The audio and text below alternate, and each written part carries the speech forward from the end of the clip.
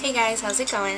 Today I have a project to do. It's a recycle project. I like to recycle things and make them out of things that normally would be used, but you have no use for. So today I'm making earrings out of buttons, and I did make these out of buttons. If you don't really have use for buttons, buttons aren't really something that everyone has lying around, but if you're interested, keep on watching and I'll show you how to make them. You want to start with looking for your buttons. I have a lot of buttons. They're all organized by color.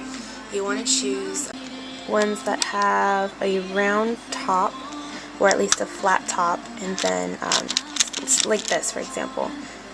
It doesn't really look like a button, but it is. So I think I will do these cute little silver ones.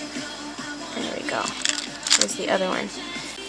Other than your buttons, they sell these at any craft store. They actually come separate. I just put them on for convenience. The little butterfly backs, but they're just flat, and they're used to attach, to make earrings. So we have that.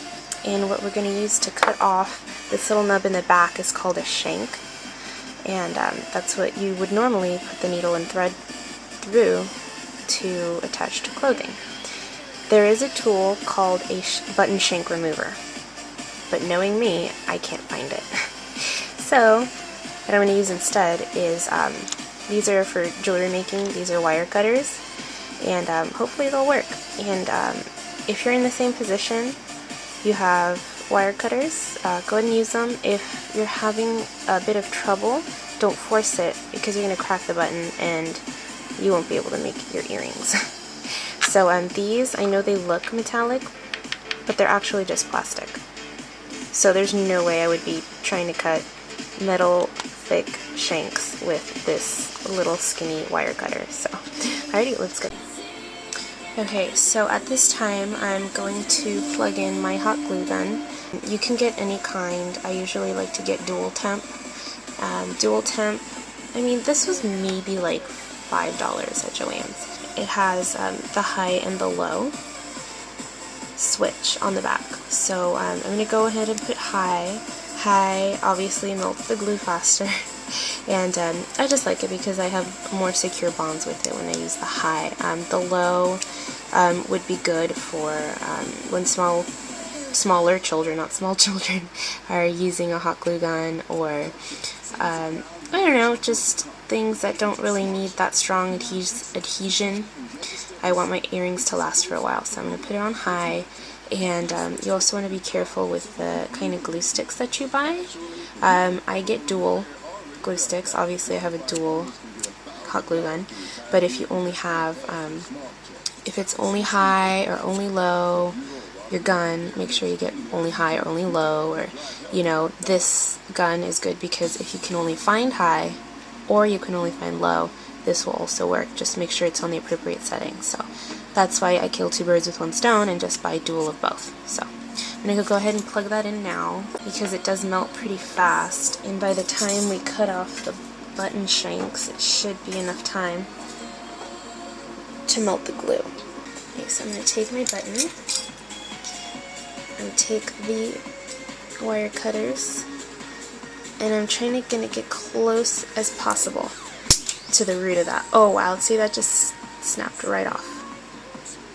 And it's plastic, so there's still a little ridge right up in there. You want to get it as flat as possible. So we're just going to sneak up right up in there, and so I'm trying to get it at the root of the nub, at the root of the shank, as close as possible to the button itself, and just squeeze. And like I said, you're just trying to get a smooth surface as possible. And granted, this is going to be hot glued. You don't have to use hot glue. You can use crazy glue.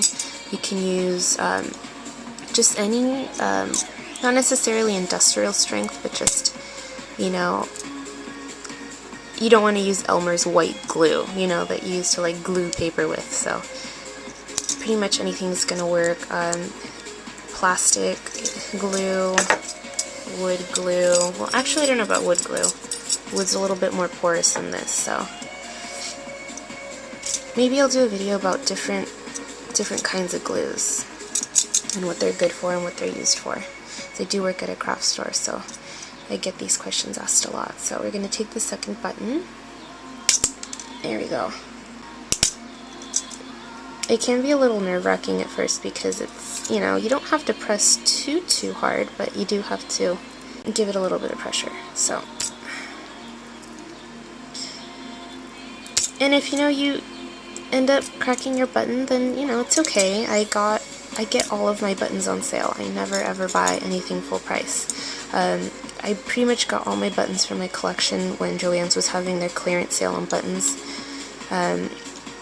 I got them for like, I don't know, a dime a pair or a quarter a pair, which is super cheap. They're usually like $2 or $3 for the pair. It looks like we're just about ready. They're both pretty flat. I'm gonna collect the shanks. I don't know where the other one went. I think it flew across the room. That's not good. Maybe it would help if you did this outside.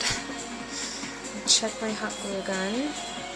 One of the things that's kind of makes me laugh is that on the top of the hot glue gun, I don't know if you can see, probably not, but it says hot caution will burn flesh. I don't know, I just thought that was kind of graphic for them to put on there. So what I'm going to do is basically just take the button. You're going to put enough hot glue gun in the middle. Not too much. And quickly press the back of the earring into the back of the button firmly. And this is why you don't want to put too much glue on it, because if you do, when you press down on it, it's going to overflow on the sides and you're going to have a swift burn to the fingers. So just hold it there for a little bit, let the glue cool down. The good thing about using hot glue guns is that it's a pretty fast adhesion. I mean, you can use like high strength glues, but you have to usually either use a clamp or stay like this, holding them together for a few minutes, which is kind of lame. So just test the glue around it. It seems pretty secure. You do get these little hairs though with hot glue, which with enough practice you won't have. So let's do number 2. Just put it in the middle, take the back, and press. For your first project, I would definitely recommend using buttons that aren't too small. Like these, I think, are a good size. Like they're pretty medium-sized, in case you have a hot glue mess on the back of it. No one's really going to see it. But you do want to take those little hairs off, or any residual glue. You can also take like a nail brush, or even just like a sponge or a toothbrush, to take any residual glue off the side of your earring that you may not want to be shown. Now, once you're done with the hot glue gun, go ahead and unplug it immediately, because it will leak hot glue if you keep it plugged in and you don't use the glue. So it has trouble standing up, so don't leave it somewhere where it's going to melt something off. So I would leave the earrings to set for a little bit. I don't know, maybe just like a few minutes, like 5 minutes. If you're planning on wearing them later that day, just go ahead and make them in the morning and let them set for a little bit. And that's pretty much it. Alright guys, so that's about it. I hope you enjoyed it. If you have any other ideas, or if you like recycled projects, then let me know. And thanks for watching. Bye.